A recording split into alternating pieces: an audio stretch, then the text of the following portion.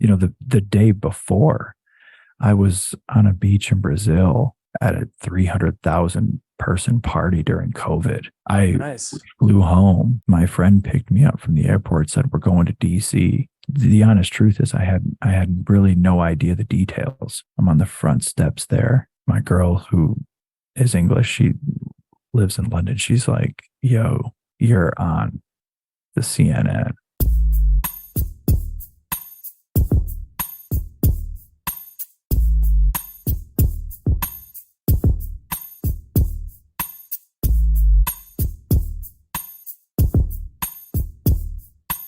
ToolShed Art Club.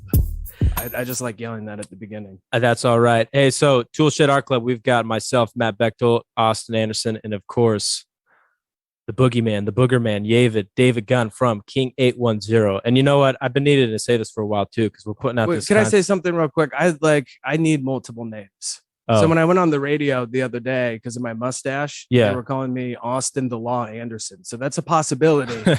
But I like how, you've David over here, he has, multiple names. Oh yeah. And I feel like, sorry, we'll only call you the Law from now on. I mean, it's got to be multiple. Austin the Law Anderson, Austin Anderson. I got to say this, we've been putting out this content and I was thinking about it. I need you, the listener, to know that we have a gentleman's agreement that you listen to this. I need you to give us 5 stars on Spotify. I need 5 stars on Apple Music. We need subscribers on YouTube. We need followers on Instagram, ToolShed Art Club, everything. We're ToolShed Art Club. You find us everywhere. Because here's the deal. Now that you guys know that, if you guys don't do this, I'm going to have the boogeyman come and snatch up your shoes. David, do you think that that's reasonable? Yeah, discuss it because this is being recorded. Well, there we go. All right. Well, today we're going to talk about disaster capitalism. In our episode about ancient Rome, David said Henry Kissinger is going down. And so that's part of what we're going to roll with today. So, David, you had some interesting insights on Kissinger. Austin, this is something that I know you have a lot of thoughts on. I don't have as many on him per se, but I was going to leave it to you two to kind of get the conversation rolling. So, David, how has Henry Kissinger negatively impacted the world or the United States of America? I always feel like a shill commenting on these things because I'm the singer of a rock band, right? So what do I have to say about someone like Kissinger?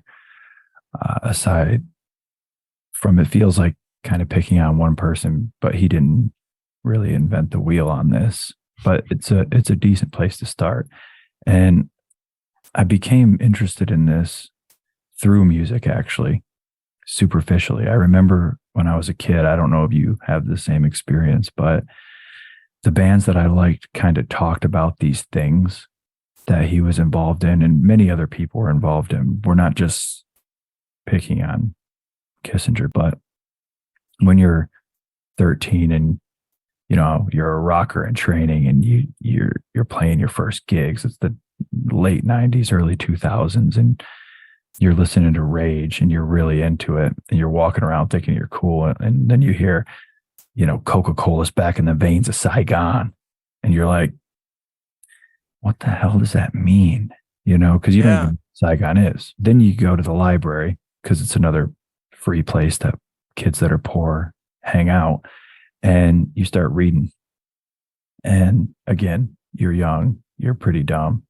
And you come across Nixon and Kissinger unleashing the madman theory, which means carpet bombing Cambodian children, killing hundreds of thousands of civilians, because that's what you do when you have an operation called madman theory. And the carpet bomb was a bit more than a theory, at least to the Cambodians. It was a fact. And you might think, well, carpet bomb, that was the 70s, but that's old news.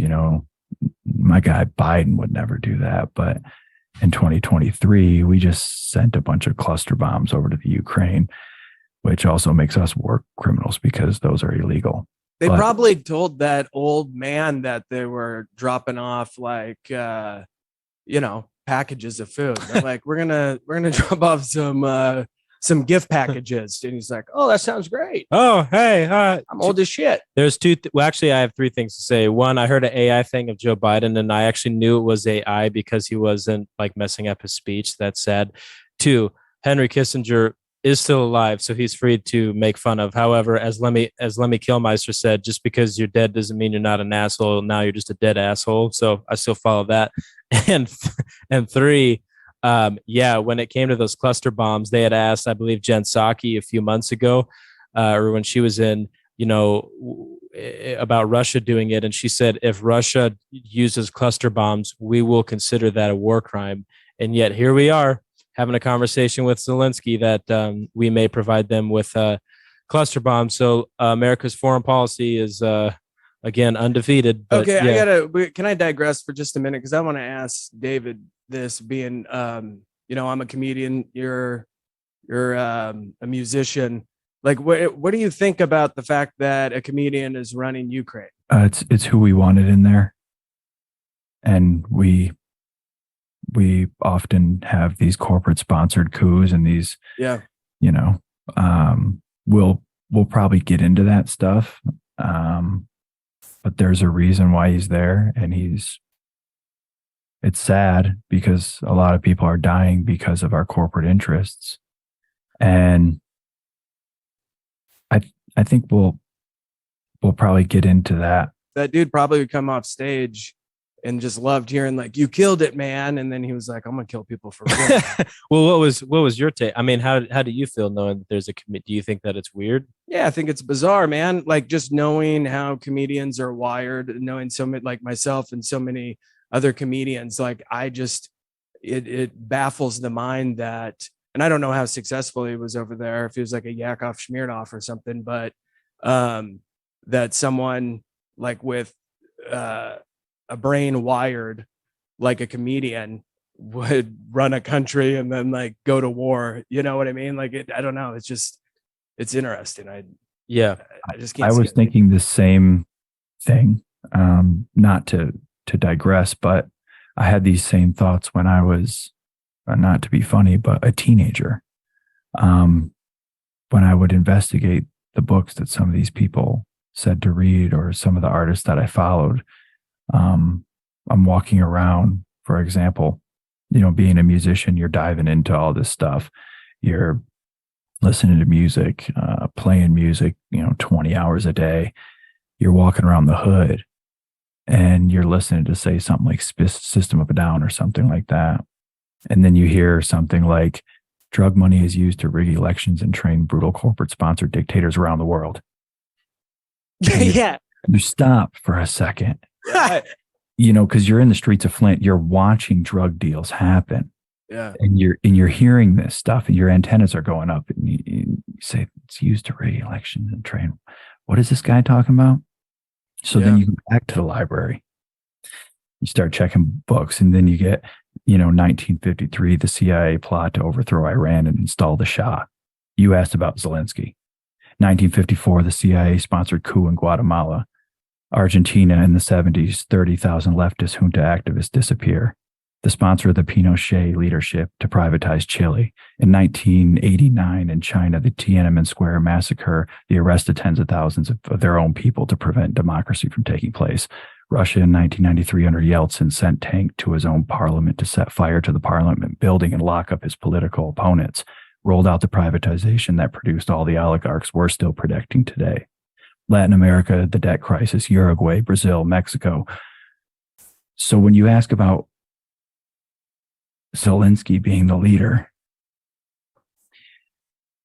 if you have a little context, it makes who else but a comedian? You know what? Like, while you were saying all that, kind of something that just popped in my mind, and I know it might sound like far-fetched or outlandish, but I mean, it's a complete possibility that Hunter Biden's over there. He's on a tear, on a bender, goes to a comedy club, meets Zelensky. They party hard. They're doing rails a blow off of strippers for sure. Yeah. And then Hunter's like, dude, we could make you the leader, man. We could make you. And then Zelensky's like, yeah, that'd be dope.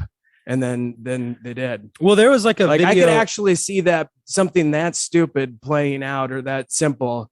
Oh, just because you know how politicians and celebrities behave on their own and with each other. Yeah, and I was going to say too, there like Zelensky was on. I think he was in movies, but he was on TV and stuff. Like there was a bit, and ironically, Putin may have been in the audience, but he did this thing where he was like playing the piano with his penis. It was a joke, like some Saturday Night Live type skit over there. He's running the country. That was what I was talking about. Comedians' brains are wired different. Yeah, you have a guy running a country where you can watch him playing a piano with his penis. Yeah, I'm not going to pull it. Well, I want to see. I'm just curious if Putin was in the audience. But anyway, it's like, yeah, of course. And honestly, that Hunter Biden and him doing coke theory, I've never heard anybody say something like that before. It just popped in my mind. But I'm thinking about it, and I'm like, that there's not a 0% chance that didn't happen. Right. Well, listen, in your theory, your Zelensky-Biden theory, didn't kill hundreds of thousands of Cambodians like the madman theory did. So I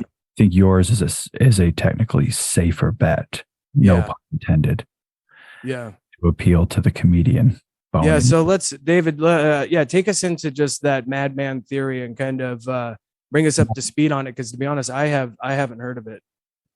Well, this was a posturing by the man they ironically call Tricky Dick Nixon, and it was him and Kissinger's plan to go into Cambodia, massacre a couple 100,000 Cambodians, basically to spook them. This was during Vietnam. So we said the same things we always say, that they have strongholds and they're using Cambodia and they're harboring and all these other things. But I also had a note written down here as a disclaimer. We have to, for every bad conversation, bad for the spirit, like this one will be economically, politically, whatever topic, we have to talk about something that's good for the spirit, because these topics are depressing and I kind of spiral and they suck your soul. Yeah, because you feel powerless, like you would like to see change or change something, but like we're just plebs. Yeah, that's a good point. Do you have an idea of something more uplifting that we should roll to next week? Just keep that in the back of your mind that, we need to do something. Yeah. I'll come up with then I'll continue to steamroll. Yeah.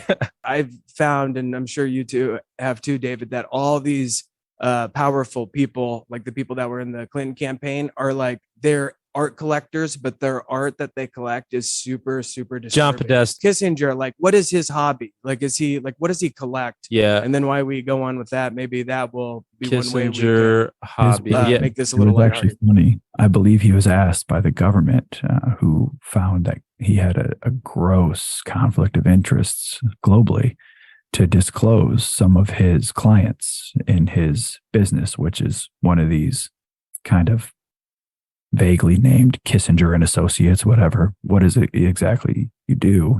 Because you're in government, you have this business. Who are your Their clients? slogan is "We take lives." He quit. He stepped down before revealing his client list. Interesting. And so I'm just diving back in. I feel like at this point in my life, I'm a teenager. I can't even vote, so I have no political agenda. But nothing has changed since then. I still don't, because it's a horrible, horrible place. But yeah, I don't vote either, and people give me a hard time. They're like, "This is your American right," and I'm like, "Yeah, my American right. I can choose too." For some reason, that's like not one of my American rights. Like I have to pick like just one of our only two options. I go, no, I have a choice, right? I think that is the light at the end of the tunnel when we have these types of conversations, because maybe you will come to some sort of enlightened, not in a spiritual sense, but just open in the mind. It might open to other people's minds. It might get someone thinking differently, because when I was a kid around this age, actually, I think I wrote it in my book. I found this book called Lies My Teacher Told Me. And then I realized, a lot of this stuff we're being told, it doesn't necessarily have to be true. And that sounds funny now in the world that we live in today, because you can just pull your phone out and fact check anyone. But when you're growing up in school and you're in middle school and you realize that your teacher could very well not really be telling you the real story, it kind of changes the way that you look at things. Right. Like, I actually had a funny thought I was thinking of this morning when I was thinking of this, and this would be more along the lines for Austin, because I try to appeal to his comedic nature. This is kind of a bit. And I was thinking, growing up in the streets, if someone smoked someone, they had a body, right? That's how you get respect. You kill someone.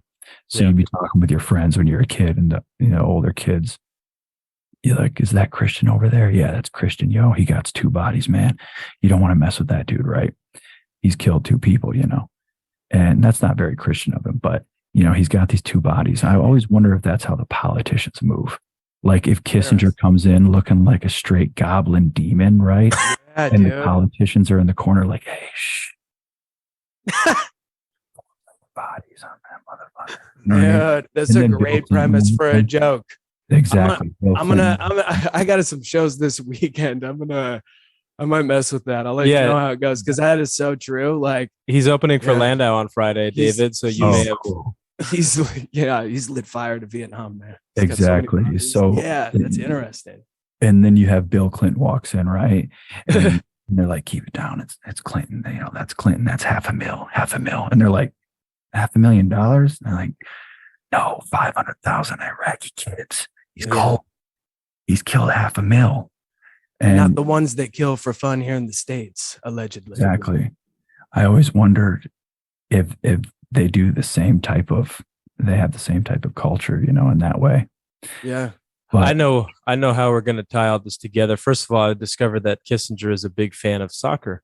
How we can tie all this together is how this influenced the music of the 90s with System of a Down, Rage Against the Machine, Marilyn Manson, because they would kind of take it all out on capitalism. And I think I did an interview on Book Brilliant with Scott Horton, one of the leading libertarian thinkers. And as he says, what they needed all the way back in Vietnam was the anti-war guys. They kind of leaned left or whatever, but what they needed was somebody who could say, hey, I'm conservative. I believe in lower taxes and yada, yada, yada. I'm not for this war, and here's why, because that's a better conversation. And so when you would hear Marilyn Manson, like, capitalism has made it this way. And it's like, well, I don't think that this is directly due to capitalism, per se. I don't think that they're one and the same. I don't think that communists are going to be even more peaceful. If anything, I guess they just unleash that violence onto their own people. Communism as like consolidated capitalism, where like the because I always think of corporations as their own little countries, and they're always going to war with each other and trying to fighting each other for resources and all that. So then in like a communist world, it's like all the top corporations have they've reached the top of the mountain, destroyed all the rest. Well, and I'll say I can kind of set up the backdrop too for the 90s. I'm going to sum up the Middle Eastern conflict, and let's see if I can do it in about a minute or two. So what Rage Against the Machine, I don't even know if Rage Against the Machine was singing as much about, the Middle East per se as maybe some of the others. And System of a Down, I forget, what was System of a Down mostly singing about? It was they were singing about chop suey. David, what was Armenian? They were more of the Armenian genocide, right? That's kind of what they were talking about. So, keep in mind, so when they're writing about this stuff in the 90s, where this is coming from is, so first of all, we have in the 80s, so 70s, 80s, we've got Carter. He is supporting Iraq, or he's supporting the Afghanis who are trying to fend off the Soviet Union. You have under Reagan and Bush, you support Saddam Hussein for 8 years in his war with Iran.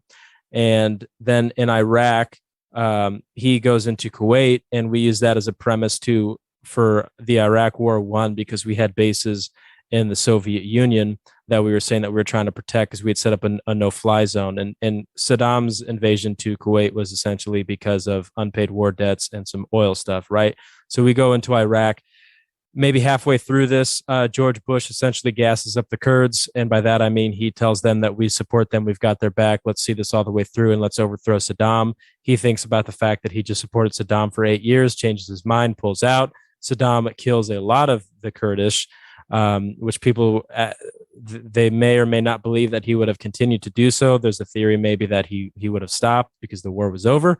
But so we have that. In the meantime, what a lot of people forget about is that Bill Clinton was bombing the shit out of people left and right, while the Mujahideen that he would somewhat support in places like, I'm thinking Czechoslovakia, but that's not it. I'm blanking on where it was at, but he would support the Mujahideen and some of their stuff. But the Mujahideen were also trying to blow up the trade centers and were committing terrorist attacks against the United States. So they couldn't believe that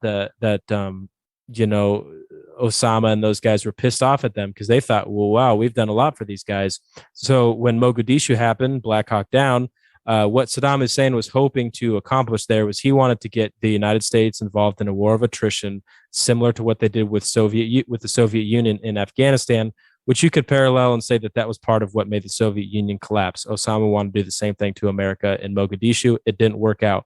When the Twin Towers happened, Osama bin Laden didn't expect us to go full charge into Afghanistan and stay there. That's from what I know, he didn't expect that. And that's not necessarily what he wanted either. He thought that he could, keep weakening our economy and destroying us over time. So that's kind of the backdrop of the 90s music that David maybe grew up listening to. Do you guys feel like that's a fair summary? Damn. David? I think that was pretty good.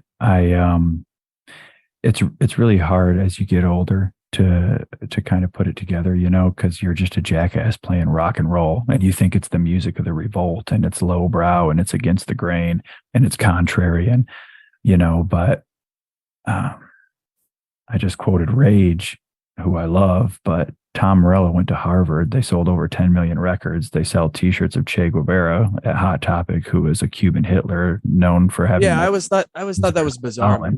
Disliked blacks. Prophets of Rage played the Democratic National Convention. So what machine are you exactly raging against? I don't really know. But and they charge like $600 a ticket.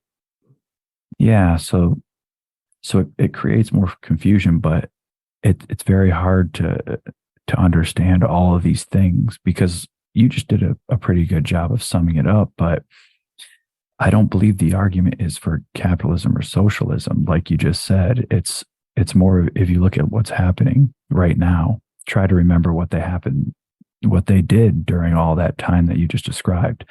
They put out an issue everyone could rally around. It was weapons of mass destruction. Oh yeah. They get a bunch of smaller issues like they're doing today. Terrorism was hiding in the Middle East. You remember that? The 9/11 hijackers were Saudis. Iran was funding Hezbollah. Syria was housing Hamas leaders. Iraq's funding Palestinian suicide bombers. And Bush's quote was, "We have to go spread freedom and democracy to these poor people." And after we blow them up. Yeah, well, that's set them afire. That's the means. That's to justify the ends. And it's a great hustle. And that's where the disaster capitalism comes in. They got $38 billion from Congress to go save the world. And what I mean by that is Congress is not a private business, as we all know. That was our money. And they also used Iraqi taxpayers' money to pay for their own destruction. That's what they do. The UN creates all these sanctions, like we just opened up talking about, that kneecap and limit a country's military capabilities. Then we invade it for an easy war. If you recall that's what we did in the Middle East. Generals were quoted saying, us compared to Iraq is like our PlayStations compared to their Ataris. And doesn't that sound very familiar? Because we're hearing that today as well. Don't we hear every time enthusiasm for the war in the Ukraine that Putin's forces are weakening and on the edge of defeat?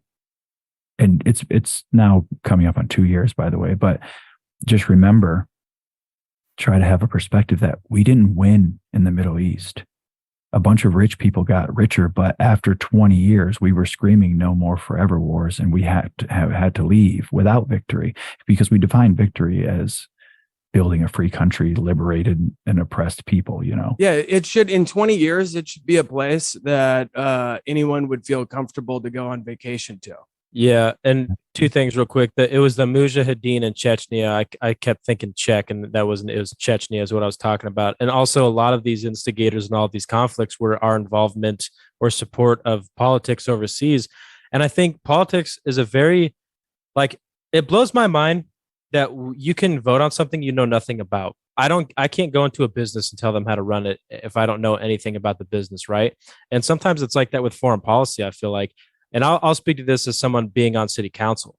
When stuff happens in my city, I know it because I was in it and I knew the behind the scenes and I knew all of the characters at work. And so when an outsider, we would have people come in from Omaha saying like, I'm here from Omaha to tell you guys how it is. And it's like, you don't even know, you're not here. And sometimes people have good intentions. And I feel like there's probably a lot of characters in America's foreign policy that had great intentions, but you don't live there. You don't know. And even if you were to live in a little, I forget what you call it, the UN, where, you know, where their base is or whatever, you know, it's like, yeah, where is their base? Well, no, I'm talking about like all Halliburton suburbs that they built over there with our money. Yeah, I'm just talking about like you know, where we have like our sites where people stay from the United States as ambassadors. Embassies? Yeah, embassy was the word I was looking for. The word I was looking for was embassy. You know, okay, cool, you lived at the embassy still, but you're not from there. You're not living there. And so I don't know if I'll necessarily take the approach of don't do anything. I just think that we've done a lot of misguided things. And I think, you know, Iran has taken a lot of kicks in the nuts from us. And what freaks me out, I'm definitely suspicious of China, but I'm also suspicious of how there's a lot of war rallying of like, yeah, China's our biggest enemy. And anytime I'm hearing that it's getting to the point now where I'm starting to be like, hold on, you know, what's going on here? This is starting to get a little spooky. I don't think we need to get involved in the giant world war with Russia or China. You know what I mean? It's like, we don't even know all of the facts. Look at all like the Chinese would just come over here with harpoons and just harpoon just all of our fatties that live here that just eat nothing but high fructose corn syrup. Back in the day when Japan said there'd be an American with a gun behind every blade of grass, now they're like, there's a 300-pound American behind every blade of grass. Yeah. I am not in love with China by any stretch of the imagination, but who has China invaded recently? I don't even think they haven't even really invaded Taiwan. They just kind of set up a lockdown over it. But I think it's because they have patience. You know, if you can cut bonsais, or is that the Japanese? Well, China has a 100-year plan supposedly, or a 500-year plan, right? I mean, they're playing the long game. So what I think the conversation, what I think is an interesting thing to me is how this stuff in the 60s, 70s, 80s, 90s, how it has influenced art, and to what level do we want to hear from a musician in his 20s talk about how the world should be ran, right? I don't know. It was so weird for me, like just growing up. I mean, I grew up in the 90s, you know, that's when I came to age. And I remember Rage Against the Machine, you know, and they hit hard. It was awesome. I was like, who are these bulls, you know, why are they on parades? And I don't know where I was going with that. Just this now I literally just started picturing bulls like going in a parade with candy. See, that's why a comedian shouldn't run the country. Yeah, exactly. But yeah, that was a huge backdrop of the 90s. And we talked about in our episode on Laurel Canyon, which I would encourage anyone to listen to who hasn't, about how much politics and the military was influencing art in the 60s directly. Right. And so, yeah, it's like, again, David, the bands that had influenced you, this is some of the stuff that they were singing about, you know? Yeah. And I kind of dove into that.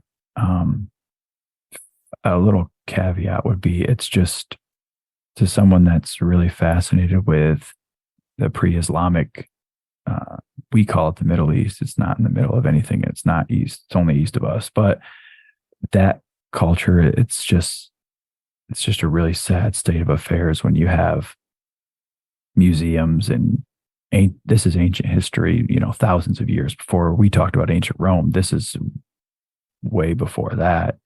And it's such a strong culture, and it kind of turns your stomach when you see those Assyrian Lamassu statues being destroyed, and it's never going to come back.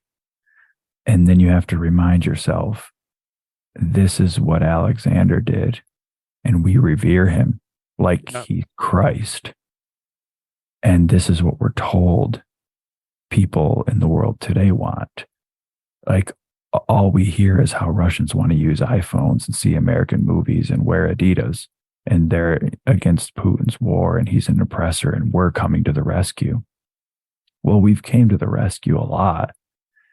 And I don't know if we do the best job at coming to the rescue. I don't know, man. Like Russia, both Russia and China just seem like countries you don't like the United States, that you don't want to mess with. I mean, number one, they got Siberia. We don't know what's going on in there in the snow and the mountains where no one wants to go. I'm sure they got some weird shit underground and all sorts of experimentations.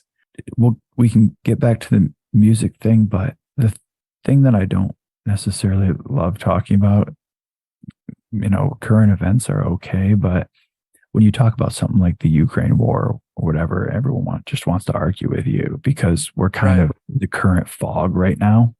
Yeah. We can take things that have happened already and get a better grasp on some of the older stuff like we're talking about in the 60s, 70s, 80s, 90s. Yeah, I love that. We can kind of make the point so you get an awareness to try to get some sort of critical thinking instead of making current political arguments. I kind of find it the best way to think about it would be, imagine the tobacco industry, right? 70, say 50, 60, 70 years ago, they rolled out this tobacco cigarette and they sold it as healthy and made you lose weight and all these other, media propagandizing tactics that they said. And everyone believed this. And we laugh at that now because we're so cool and we're so smart and we have this hindsight. But people believed that, and there was rallying against the industry, but the people that were against this industry were called conspiracy theorists and quacks. And then decades later, we take for granted what now seems like common sense, but millions of people died and billions of dollars were made. The war in Iraq, when George Bush lied and said that there was weapons of mass destruction, him and Tony Blair knew that didn't exist. Yeah. And kind of Bush had the right personality at the time for that, because he was just like, yeah, I'm like a fun guy, they'd always say a guy you'd want to have a beer with. And so it was like, it never came across as sinister when he was like talking about it as if someone without that type of personality, where it would be like, man, this guy, seems intense. Yeah, I think the same way. And they did the same thing with Obama. The guy that you want to have a beer with, whenever anyone talks about Obama, they say he's such a well-spoken, well-composed president. It's like, well, yeah, but he's bombing Syria. So what do you care? But he's doing it with such composure. Right. Yeah. He's doing it with such grace and finesse. With the tobacco analogy, it kind of helps you to look at the current long cons or the grifts that are being ran right now, because this is the reason why documents are sealed for 75 years. It doesn't matter if 50, 60, 70 years later, if we find out the truth and we're against it, like, who would argue today that tobacco is harmful? No one would argue, but people made a lot of money at that 20-year war. Trillions. We spent trillions on that. So we can look back to these distant things and see that these grifts were happening. They did happen. They're still happening. They didn't know, the grifters didn't give up grifting.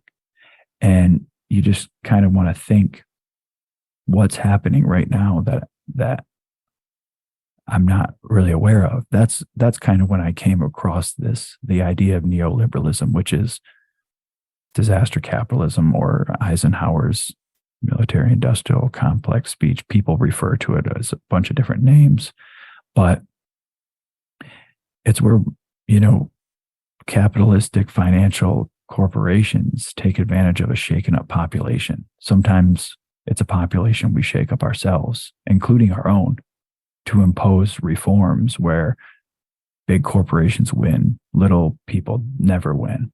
And we've had some domestically as well. So these aren't just people playing around making the world their monopoly board, although that is what they do. But it could be natural disasters as well. It's described as floods, wars, terrorist attacks, these things that shake up a current state of affairs. And when a population is disoriented and reeling and affected, that's when it's the best time to take opportunities. So currently, BlackRock has signed a humongous contract to rebuild the Ukraine. Their Ukraine has not even been destroyed yet. And regardless of your opinion on the war, BlackRock's construction project seems weird. And people say, well, why do you care? Well, I care to some degree because they're doing it with our money. Right. They're not rebuilding the corrupt Eastern European nation out of the goodness of their hearts. We are funding it. We always fund it. But then guess what? It never gets rebuilt. And you can see that when you go to these other places that we're talking about, whether it be Iraq, whether it be Chile, Argentina, or ask the people about New Orleans, how that went down for them. Ask what they got. Ask Brad Pitt in his shit box homes that he was building down there. Remember that whole thing? Yeah. And you kind of, it's good that people want to help. And I think more times than not, people want to look like they want to help or be perceived as helping. You know what, to interject with, like you were saying, with taking a break from things that are so heavy, but I dislike Sean Penn so much. I remember when that New Orleans thing was happening and he went on Larry King and he was like, I had to go down there and save people. And he brought his own photographer, like admitted to it. And then showed pictures of him like helping people into a boat, like saving New Orleans. And I was like, this is the biggest douchebag. He's on par. I don't know. For me, it's a contest between Jared Leto and Sean Penn. It's really sad. Unless you like Jared Leto. Of course I didn't. He's a Capricorn. Do you like his music or his movies? Just put the disclaimer that I love everyone. The left and the right are both evil demons. And for that, I love them both equally. And of course, I love an industry that is built on narcissism and self-deception, so much so that you believe you have to go down there and save the world like Sean Penn. We had the same thing happen here in Flint where, we had the poisonous water by the great tricky Governor Rick. And Jaden Smith came here on a private jet and dropped off a few cardboard boxes that filtered out water. Oh, and that was there a big photo op? Of course there was. We actually didn't even use them. We have them on display in a shitty institute, but it's nothing against him because he's a young kid and he's trying to help. Forget the idea that he flew and then not only that, but he was sponsored by that water company. He was like, like showing it off in Instagram posts or whatever. It was all that stuff aside, I'm just thinking, it's the Sean Penn syndrome. Do you not think we know what water filters are, man? Where do you think, our city's not much and it's not the greatest place in the world, but are these some sort of filters that filter out pure poison? Where do you think we're living? How do you think we're living, man? You're right. It actually comes off as super offensive to you guys living in Flint. Like if you really put it in hindsight. No, this is what he thought was going to happen. He thought you guys were going to come up like, that's exactly. And like poking the filter and like, and then we club it to death, right? Yeah. You just shoot it, dude. It's just you guys all pull out your guns and shoot the shit out of the boxes. You shooting it. That's exactly how I feel about all this celebrity syndrome about all of this, and just to be selfish for a minute and talk about the water scandal, when I believe I've said this before, but when the rappers and the celebrities were sending semi trucks full of water, it's not up to us to fix these problems we didn't create. It's cool and it's appreciated.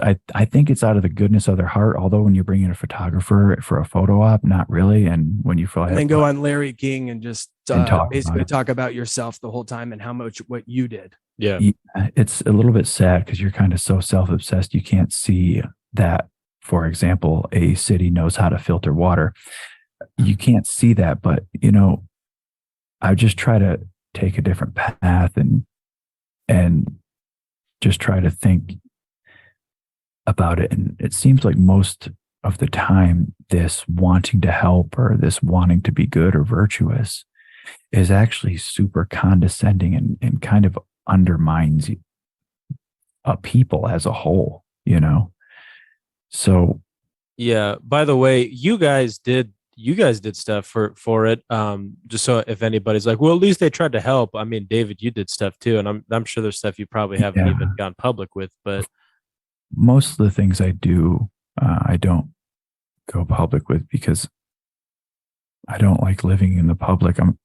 I know it sounds pathetic and sad, but this town that I live in, I love, and there's not a lot of people in it, and it's not the best place, but I kind of just like to hang out with my friends and my chick and have a simple life. I don't want it to be an intellectual or be a leader or a hero or anything. I don't want to get out there in front of people and tell them what they need to do or what they need to think.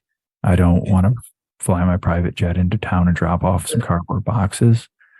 I'm curious about all these things, but that's not really where my heart is at. I'm kind of a shitty creative person, So like I said at the beginning, talking about these things, I don't love doing this. It kills me. It. And I know that sounds like corny and pathetic, and I don't necessarily look like being. But I'm on the same page with you. One of the reasons why we started this podcast is I was just out in LA doing some shows, and they're like, my comedian friends are like, you got to have a podcast. That's just what it is now. It's like, if you're going to be a comedian, it's just part of the package. You got to do it. And I'm like, because I didn't, I number one, I hate having to do something that everyone's doing. I like to come up with new innovative things and stuff like that.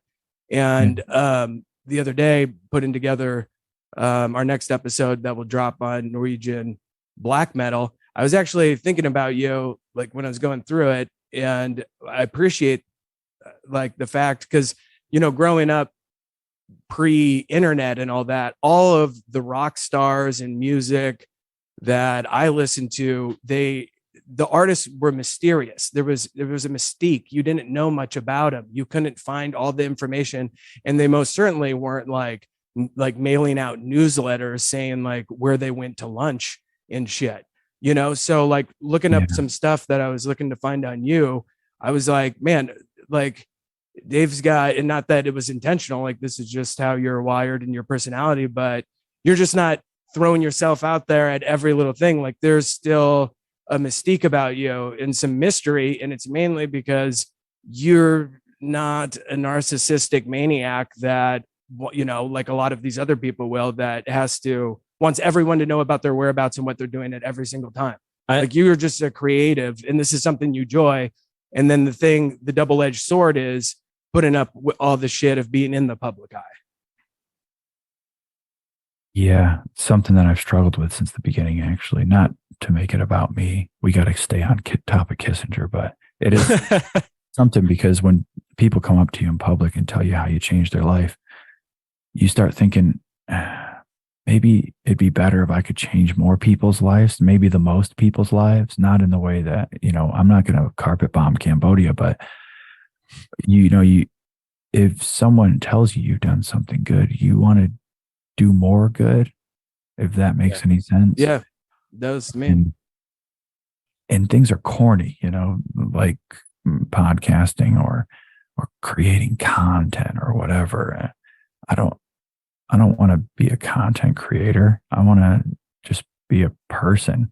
And that sounds pretty lame because, these days it's all about those, see those YouTube videos that have that inspirational, motivational, inspiring symphonic music, and someone's like working out and sweating, and there's quotes, they have quotes like, luck is what happens when preparation meets opportunity, right? Yeah. Supposed to inspire you to start a business or get in shape or like land a new job and stuff like that. But sometimes if you're pessimistic in the head like me, luck is what happens when preparation meets opportunity could also mean privatizing a communist country, which is $1 billion industry.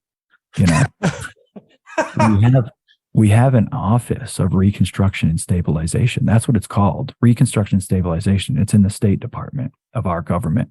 And the job of this office, it's a branch, and it's to draw up reconstruction plans for countries just in case they become a target of a U.S. destruction plan.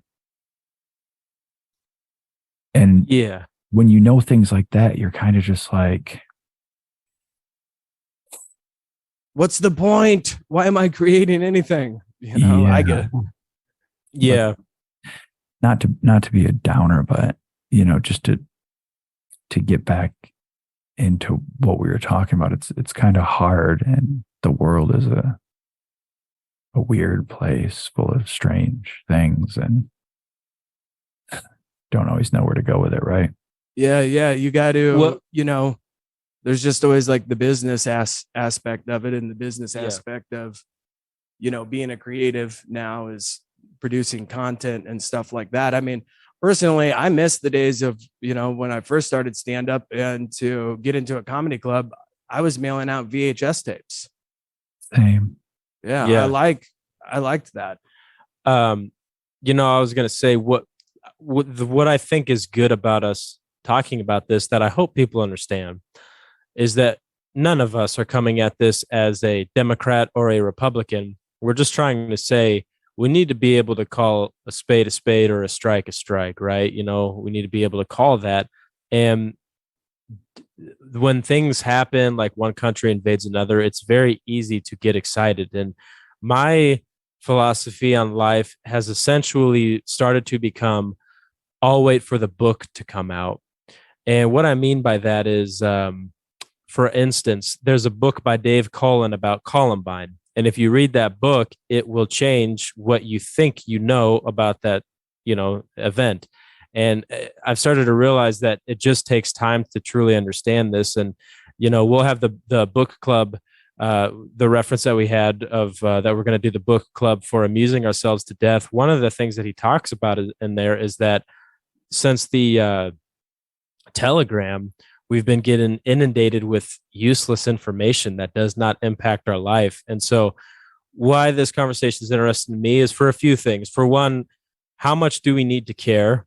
I do think that there is a level, like you said, where it does matter because our money and funds are going to it. I have family and friends in the military, right? And then also I think a lot about artists talking about current events, because usually I hear the absolute worst takes. It's like two sides of the coin. Either they have the absolute worst take, right or left, or they're System of a Down and Rage Against the Machine, who are singing about stuff that nobody understands. Like nobody knows that he's talking about the, Armenian genocide or whatever. They're just like, oh, that's a cool song. Or same thing with Bulls on Parade or whatever, Yeah. And I think about that a lot about, is everyone entitled to an opinion? And I don't know, you spend all this time building a platform and you now have access to people who want to hear from you. So it's like, who are you to not use that? We don't build platforms for no reason. There's self-interest involved in it, obviously, right? Yeah, just to some degree, I think so. And I think that also, just to your point, that we're not coming as Democrats or Republicans. It would be a lot easier if we were. Yeah, it's interesting. Something that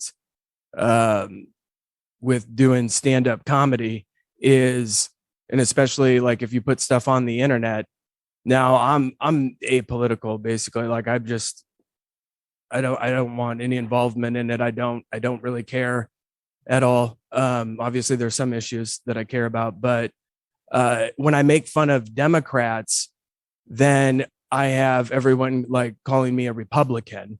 Like I'll meet people and be like, aren't you like a crazy, like, you're pretty Republican, right? And I'm like, no, I'm just making fun of shit that I think needs to be made fun of. And that's funny. And then when I make fun of Republicans, people are like, oh, he's a Democrat.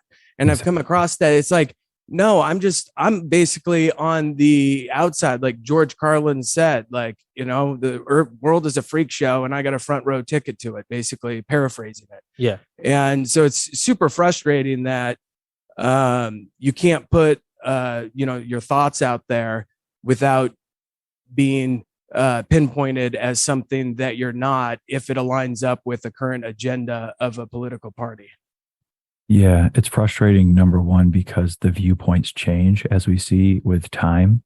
So your affiliations fluctuate completely independently from your own doing. But number two, it's frustrating because if we wanted to be, a left-leaning Democratic Party shill, we could get the open arms support of a bunch of people and become a lot more popular in our respective communities doing so. And it's the same the other way. If we wanted to become the anti-establishment Republican types, those people are very, very prone to lifting up like voices as well. And we would be 100 times more successful too. So it only damns us being this way. Dude, trust me, I have experienced it so many times. They try to catch you on a trip up, like, you were at January 6th. I know you're a Republican or whatever. And you're kind of like, if I were a Republican, I would be doing all the Republican shows and I'd probably have a lot of money. Yeah. And you would have definitely been inside the Capitol as the Buffalo Man or whatever. I could see, like if love that. They would love it. They would love to have me, because I was standing right there and, I'm kind of an alternative guy, a rock singer, whatever, but I'm, believe in this or believe in that. But I don't do that because I'm not that. Right. And I noticed we kind of touched on it last time where people don't care what you are. It's just as long as you agree with them. RFK is running for president right now and getting the hell censored out of him. And he's an accomplished attorney that is a Kennedy, a democratic institution in this country. Right. And we even have problems with him. I'm just a rocker. If they have problems with an attorney that did 80 years of environmental work and is Democratic royalty, what type of issues are they going to have for a shitty rocker like me? By the way, are you willing to talk about, because people got mad for you even being there, and you had just said, hey, of course I'm there. I am, I'm in a band and I'm trying to record a music video. And that was kind of, I'm sure you're still kind of doing this, but there was a period of time where when you were like the Hemingway video and you're doing all these videos all over the world at different places. And it was like, you wanted to be where there were big events, where interesting things were happening. You were trying to be there. So your fans knew that about you. Are you willing to touch on why you never released that footage? Because we talked about it once and I thought it was funny. Yeah. I felt like I called my shot. I thought it would be a better move to say I was there doing a music video and then never release it, so it would look like I was a liar and creating confusion and causing more chaos. I kind of also felt lame because it's not something I typically do. Hey, I'm doing this and here's my reason or my explanation or my defense or my justification. Yeah. I don't really care if people don't want to be fans, because I am where I go places in the world. They might not agree. The day before, I was on a beach in Brazil at a 300,000 person party during COVID. I flew home. My friend picked me up from the airport, said, we're going to DC to save the world. I'm thinking, I'd like to save the world. I had no idea the honest truth is I had really no idea the details, but yeah, my friend says we're going, then I'm going to go. I'm like, he's like, this shit is going to be crazy. You're going to want to bring your camera. I already had my camera because I was in Brazil for a few weeks in December. And so for my birthday, for New Year's and all this other stuff, I flew right back. I'm on the front steps there. I'm on CNN, and my girl who is English, she lives in London. She's like, yo, you're on the CNN or whatever. Oh, really? I did not know.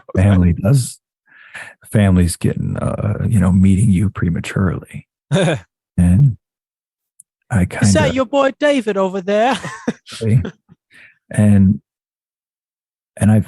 after people have all these concerns, I'm like, well, you don't have to worry about me. I'm a whacked out moron, like I always have claimed to be. I've never claimed to be a beacon of morality or genius. So yeah, I was here doing this thing. I find it strange that people hide or might be ashamed of that fact, but I had a cool idea for the song called 2A that is on the last record, the one before this last one that I think you probably know. That was going to be the video, so it's going to be pretty cool, kind of like Rob Zombie, big American flags, flamethrowers. Me and my shitty white trash buddy Craig, he has a flamethrower, and we were just awesome. Was it a real flamethrower? Yeah. Really nice. So we were going to have this cool video, and I had a bunch of videos of zip ties and people getting smoked and tear gassed and all these things on my phone. I lost my phone in like some type of skirmish. It got hit out of my hand in the crowd, was shuffling and all these things. But I had all these videos, and honestly, it's kind of played out like this person got caught at the thing. I wasn't caught. I was posting pictures when I was there, but none of them would post or load. There was maybe just so many people, or maybe the service, or maybe I didn't pay my phone bill. I don't know. I have Verizon, so they're also known to do a little bit of disaster capitalism sponsoring. I have Verizon too, but anyway. So my stuff wouldn't post. So I'm posting people getting arrested. I'm posting fights between people. I'm posting all this stuff. And I'm not that thirsty. I'm not one of those people that kind of goes through their phone. It's like, I haven't posted in a while. Let me post something that's 2 years old so I can remain relevant. Yeah. I don't do that. I kind of don't care. So on the ride home, I just kind of didn't have a phone and didn't really hurry to get one because. So people probably thought that you were disappeared or something. It only made it worse. Yeah. And then when they said all these things about me, I don't know why I defended myself, because I shouldn't really do that. But that was the funniest thing you did. You started it off with "Dear Internet Cucks." Like, I read that and was instantly like, like that was the funniest response I've ever heard. And I agree, I'm with you. I'm not going to explain myself to anybody, but I thought that what you said was funny and cool. So what did you say? Because I haven't read it. They kind of pinned it out like they had caught me doing something that I shouldn't be doing, that they didn't approve of. I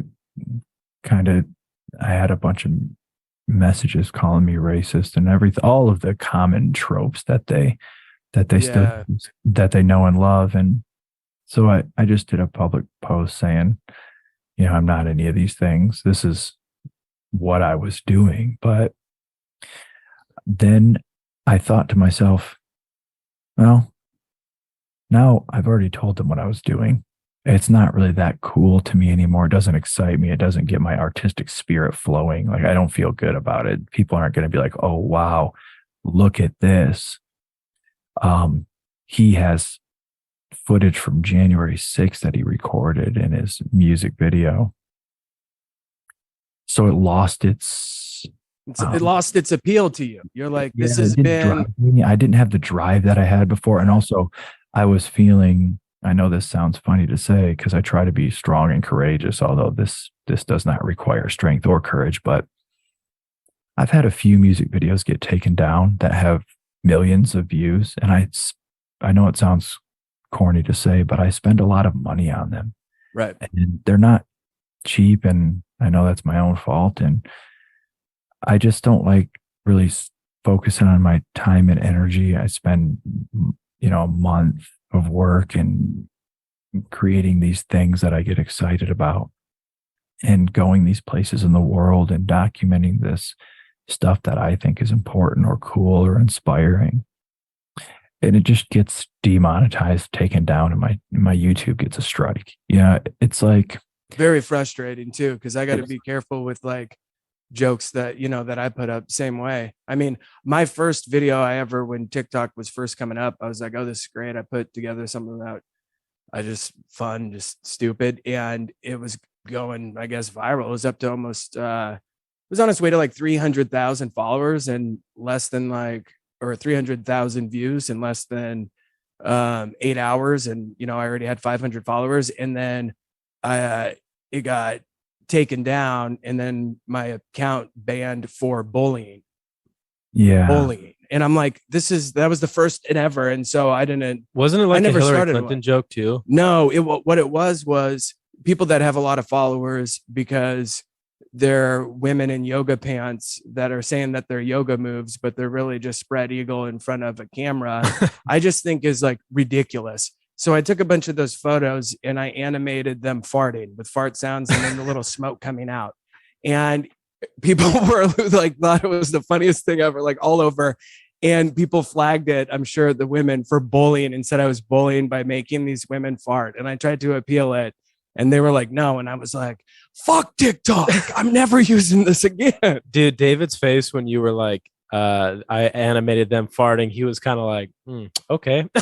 Like, I just thought it made me laugh. Like I did. Dude, that's the dumbest reason to get banned. Yeah, I know. Can you even imagine? So then you want to do something little bit more risque. Yeah. And it's like, what's the point? Like you said, if you put all this, and I didn't put any energy in behind that, but with writing, live shows, videos, editing, forces. Creative forces are it's spirit and energy that you have, and it's finite. You did put something into it. Yeah. Well, that is true, but just not as much as I guess my point was like worrying about, like you said, like bigger projects or something that's more time consuming, and then just to have it struck and then taken down. Yeah, I try to make it kind of something I already am doing. Like when I went to Spain, do the running with the bulls and stuff, I was going to do that either way. It's something I've always wanted to do. I just, it's something I'm interested in. And it was just a calling that I had to go and see for myself. I don't like engaging into the politics of it, without at least experiencing it to some degree. And I was going to go do that anyway, but when you capture something and it kind of gets taken down, it's a little disheartening, but I always have the experience. I just kind of tried to share the experience, and that's where the powers that be come into play. I have a question about that, but real quick, I do want to say I'm really bummed out that it was going to be for the 2A video, because I really love that song, and how David says things like power bad, not the power I have. What does that mean?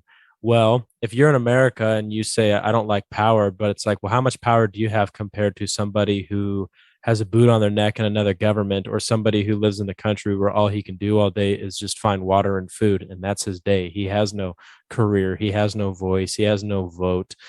Same thing with the line about money. It's like, money bad or being rich is bad. And it's like, well, you are rich compared to, you can be poor in America, but be very rich in the world. So I like that it's how he had framed that. So I'm bummed out that was the video that, so I asked David, I'm like, well, how come you never did put out that January 6th thing? And he's like, yeah, because people expected it. So I just put something out demonic instead. It's just like, he's like, yeah, I'm not going to, because then people were literally like, show us the video then, David. And I like that you're like, no, you don't deserve it.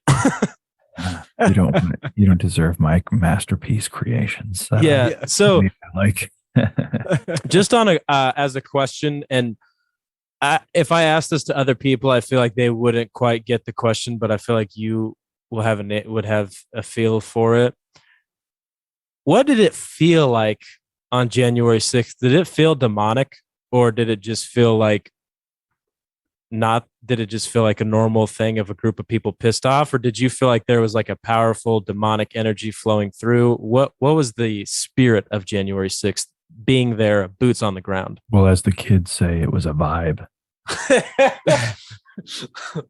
It didn't feel demonic. No. I'm always just kind of a objective observer, I guess, on the outside, looking around, checking everything out. One thing it did teach me, which I kind of already known this because I went to rallies, riots, all these things before. This wasn't my first one. The reason why I feel maybe the way I feel or why I have the views that I have is because I was there, and being there is, only one perspective. I understand that. Even as you said earlier about waiting till the book comes out, right? Yeah. That's perspective. But, the further we get away from an event, the more we lose, So the hindsight's not always the best perspective. It's a perspective, but being there isn't either. I'm not claiming some authority because I was there. Yeah. But the one takeaway I had from it was the way that I perceived an event and the way that it was covered by the media. How I perceived the event was more like the coverage we're now getting from, say, like the 4,800 hours of video footage that Tucker Carlson released some of. I've seen with my own eyes police letting people into the building. No one was going to tell me that this was a deadly insurrection because the only person that died was a insurrectionist. There were a bunch of fake stories about how other people died or whatever it might have been, but it isn't really what I saw. And an insurrection is an armed overthrowing of the government. This was the only unarmed insurrection in the history of the world. And it was, I'm just observing, basically. That's what I go there to do. I didn't go there to participate. I didn't go there to, preach my views. I watched, but again, in a long-winded way, it's always so strange seeing something happen and then seeing the coverage of it. Oh yeah. Because again, I seen those people, they were let inside. There was no violent overthrowing of it. They walked right through the doors. Now, there was a SWAT team type of, vans came and those people were deployed. And those are the clips that they show on CNN. They show the clips of the people in the riot gear going into the Capitol and throwing everyone out. I bet Sean Penn was in that team. I think he was on the team. Yeah. Yeah. And he was like, and it makes for good TV, and it makes everyone get their feelings crazy. They think the world's ending and all this other stuff. And again, I don't have any opinion about it, but they cleared that building. You're like, it was so crazy. I lost my phone. Yeah. What else happened? People died. My phone fell out of my phone. Wait a minute. But yeah, they show the clip of the SWAT team clearing the house, which took maybe 2 minutes, right? I don't know how long it took, but it was very quick before they had a perimeter pushed out for blocks. But when you show that footage and you don't show the hours of the other things that you saw happening, and also there was a lot of people there that they didn't show that on TV. I have a picture from a helicopter from the day that was just crazy, and you always just get this crazy feeling when you're around that many people, just like a show or just like anywhere else. It's kind of a thing that you go, and same as a celebration in Spain. These are tens and thousands or hundreds of thousands of people that you get together. You just get this feeling, and I didn't get any type of evil or positive vibe. I didn't. You're probably like, man, the party in Brazil was way better. I have to say it was. I hate to say it, but Brazil is another country that we helped destroy. You know what? I love the Michael Jackson video. They don't really care about us that he filmed in. All I want to say is that they don't really care about us. When he at the beginning of that video, he walks out of the door and he's like, yeah, like he's like pissed. He's like, yeah. Like points at him and then he just grabs his dick and thrusts and then everybody's beating the drums and I'm like, this is my favorite. I watch it like I watch it all the time. Dude, that's no shit. And I'm not even just saying this. That's literally my favorite Michael Jackson video when I was a kid, dude. I saw the same thing and was like, drums dude, hell yeah. At one time he's dancing so hard he collapses and they have to pick him up. Yeah, it's unbelievable. How come you didn't do that, David? You should have been doing that at January 6th. Well, I'm still trying to figure out how to dance and do my certain moves. Yeah. I tell you, I'd play one of the drums for you, but I can't hold a beat at all. You would be like, what is wrong with this man? This avant-garde. But yeah, so the just to summarize it up, if I would have made a music video, it would have been demonetized and taken down and my channel would have got another strike. And then, it's not the end of the world. And then they probably would have been like, he filmed a video. He is the leader of the insurrection. Well, yeah, but also we have to be honest. Like there are things established that are vessels that we have to use. We don't have like a, MTV. Now we do have more resources than in the past, right? We do. We're not just reliant on the gatekeeper of, let's say, MTV, but you do kind of have to cater to YouTube's rules. If you want to make a living, and if people want to see David continue to make music, then they have to understand that you make music by making money because equipment is expensive and studio time is not cheap. I just got make the music video you have planned, but then just sell it on VHS. And then you'll have a bunch of like young kids having to go to Goodwills to find VCRs. They'll be like, where are these VCRs located?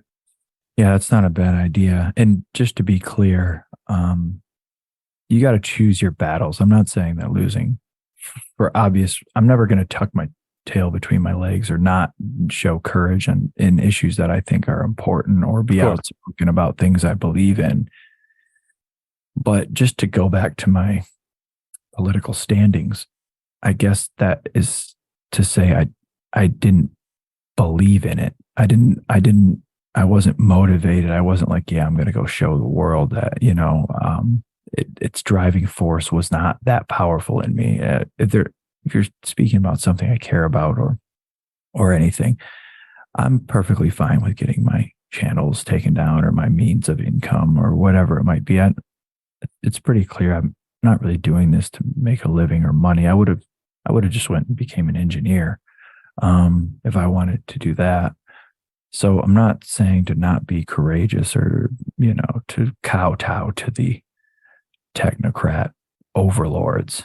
I'm just saying I kind of just go with my feeling, at the time. Maybe I was defeated, not from that, but maybe I was just in a bad mood, there's no real science behind it. I could have just done it because I just stopped caring. It could have been. Yeah, no, I mean, I fully understand what you're saying just based on myself. Like you get excited for a project if too much time goes by or you get, any kind of input from like externally of any kind, you could be like, I'm not going to do that. Like I'm on to the next thing. Yeah. That was a moment of time, and now that time has passed and you would actually, if you did it, you'd have to force it.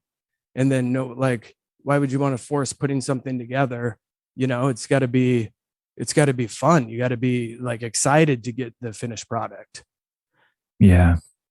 You need to have that driving divine energy force behind. And you got to watch all the YouTube videos in the morning with the music and the inspired. Pick yourself up by your bootstraps. You can do it. Work 60 hours without sleep. That's how you get to the top. You're a pussy. You sleep, you're a pussy.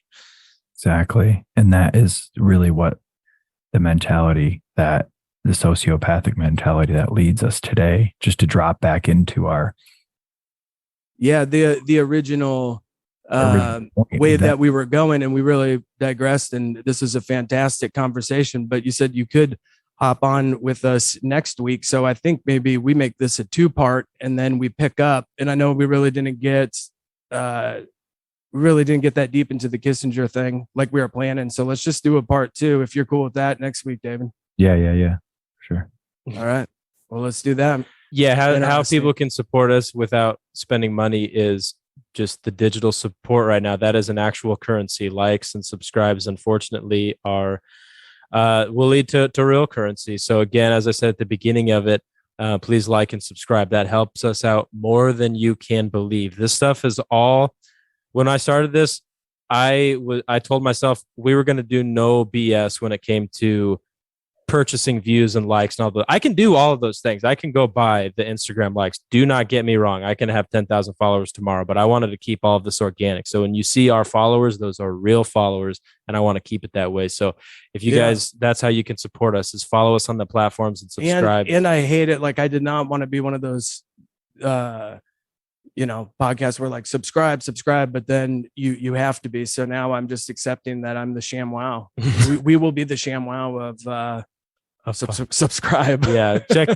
Just get real excited about it. David's got tour stuff coming up. Check out king10.com. And that's it. This is ToolShed Art Club.